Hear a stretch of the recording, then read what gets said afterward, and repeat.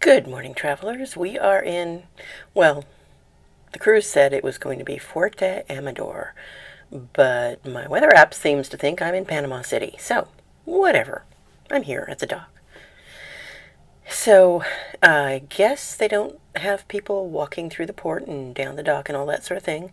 When I went to get something to eat, they had a whole line of shuttle buses. And there was something in the patter saying that they were going to have shuttle buses instead of, getting off the bus and wandering off. I am supposed to meet for my shore excursion at 8:45. It actually got postponed to a later time, so that was kind of good news because I got to sleep in a little bit. A little bit. You take what you can get. Anyway, I'm going to go through the locks on a boat, so I'll let you know how that goes.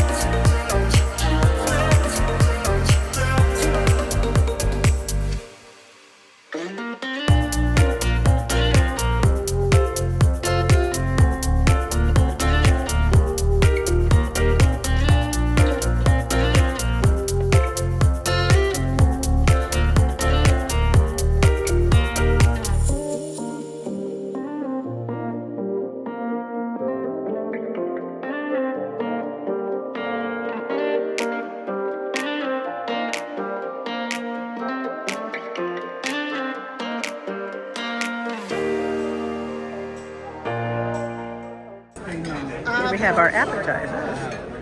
Our first course is a combination of 3 different appetizers, where we have on the left-hand side the shrimp bowl, like sashimi style, with the soya sauce in the bottom.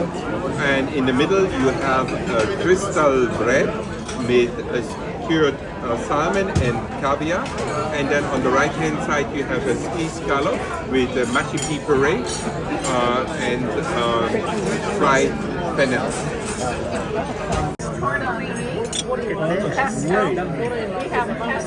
To the next course is a pasta course, and here I chose a tortellini with eggplant parmigiana tortellini actually, and with the cheese sauce on the bottom and filled with eggplant and pesto sauce on the side. So you have all the components of eggplant parmigiana, just in a different style. And let me tell you just one more thing to add to everything that the chef said. Again, try everything all together, especially with that sauce, that cheese sauce underneath. It's so good. We were just inside dipping everything we could find in that sauce because it's just amazing. And it feels so light, you don't feel guilty. You taste everything. That's the thing. I'm surprised it's be all right.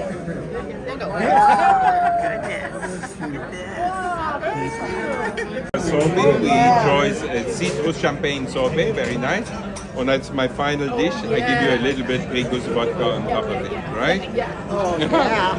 Definitely. I knew that would be tempting. Yes. Oh my. How am I going to eat that? I don't know. I mean, that's a lot of food. Well, that looks nice. Right, ladies and gentlemen, we're coming now to our main course. Our main course is the filet mignon, nicely medium to medium rare, with a nice pesto sauce and a little rutabaga and a salad on there. A nice garden vegetable. Then we have a nice salmon fillet, fish wrapped with potato, nice seared with only lemon and salt. Right? And red wine, port wine reduction sauce on the side. Please enjoy. Thank you. Oh my gosh. Oh yes. I want an explanation of this. Oh, this is beautiful.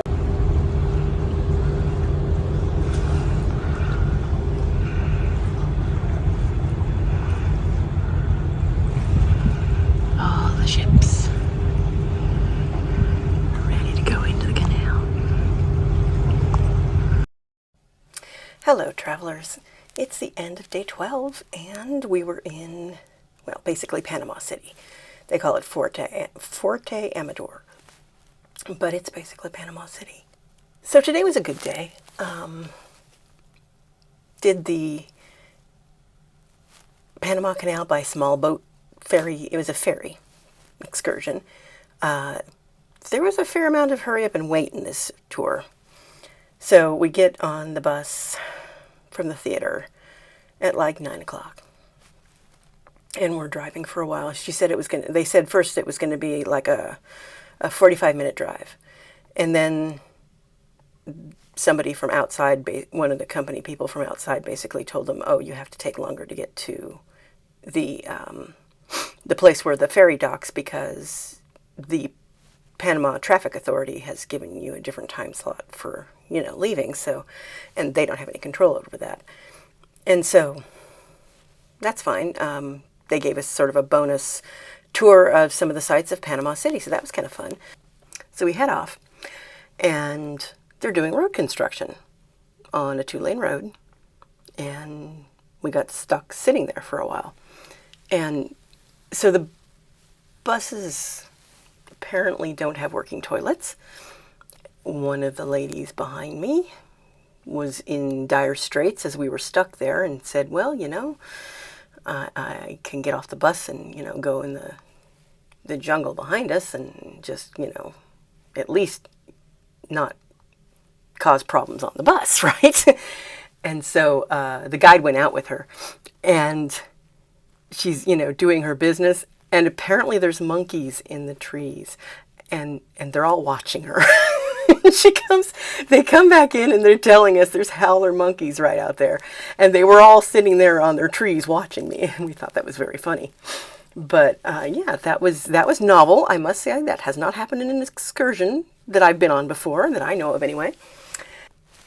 We eventually got onto the ferry, and by the time we got there, there were no seats in the lower level, and so I went upstairs.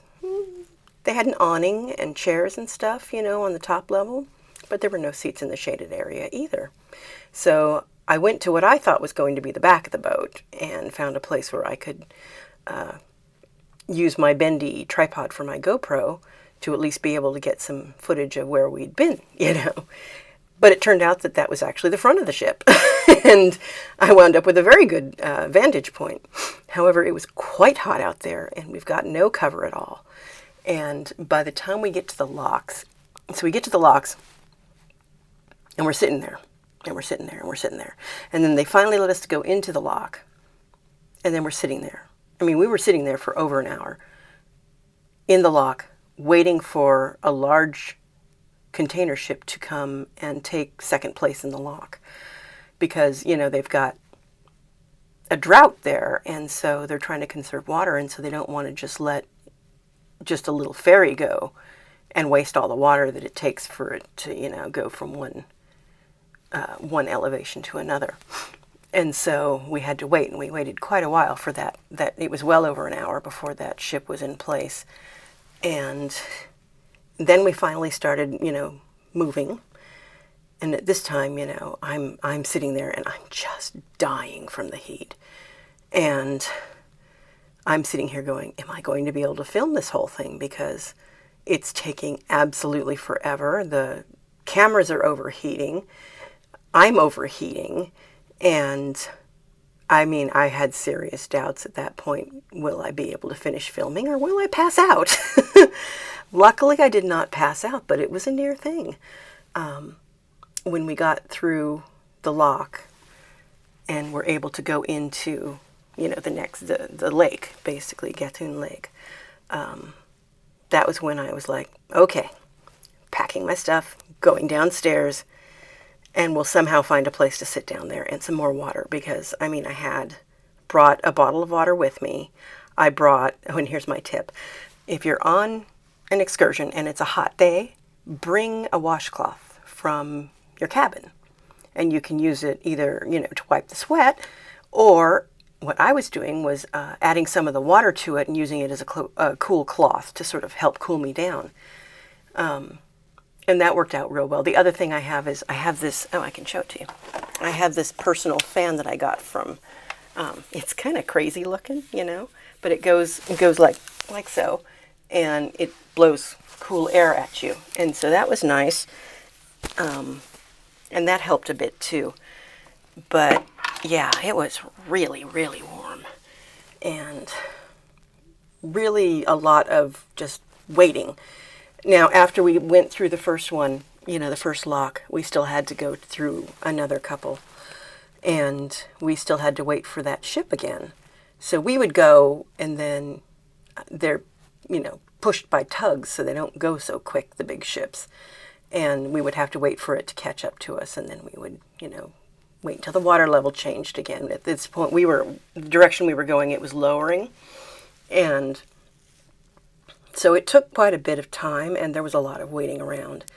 But Chef's Table was good. This is the first time I've done it on Princess, and it's not something that shows up in dining that you can book either on the website or on the app when you're on ship. What I did was I went to guest services the first day, and I told them I was interested in it if they were going to do it, because I know they stopped it for quite a while during COVID. And so he took my name and cabin information, and he said, okay, well, if we do it and we can accommodate you, we'll call you and let you know. And so not too long ago, I got a voicemail actually, on my stateroom phone saying that, yes, they can accommodate me, and when it was going to be and what time, you know, what day, and it just worked out. So, but it was really interesting. Usually when I've done Chef's Table, they've always, on other lines, it's always been in a separate room. This was actually in a large table in the middle of the main dining room. And that wasn't as conducive to talking amongst us as it is when you have a room and you're isolated and people can hear each other. So yeah, we had, what was it, 8 or so people. And this half of the table could talk to each other, and this half of the table could talk to each other, and a little bit between, you know, the ones that are sort of on both edges.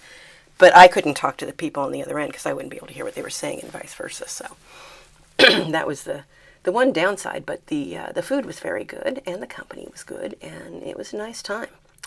So I think it was about $100 if you don't get alcohol, and if it's a bit more if you get the wine pairing with it. I don't remember what it is for that.